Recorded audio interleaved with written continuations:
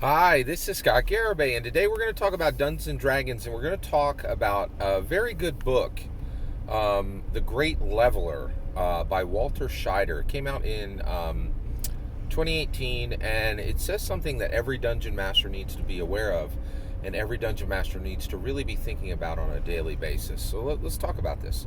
So, what does it say? So, Walter Scheidel says in The Great Leveler that there are four activities that come in as a leveler at different points in history. And those levelers are it's warp C, helps me remember them. It's warfare, it's revolution, it's plague, and it's collapse. Okay. Warfare, he means mass mobilization warfare, modern warfare. And he by plague he means pandemics and sickness that sweeps the globe. And by revolution, he means when a people revolt against the state. And last, by collapse, he means state collapse, when a state cannot provide stability, security for its people, and it collapses under its own corruption or under its own ineptitude. Which is distinct from both revolution and collapse are both state specific, right? Whereas war can, and are really very controllable by a state, right? Where warfare, like Ukraine didn't ask for war, right? Like, they didn't say we want to go to war.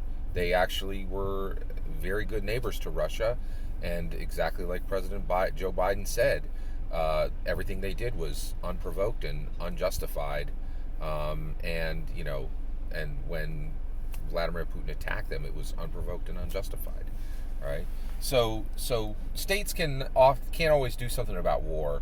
They can't always do something about plague.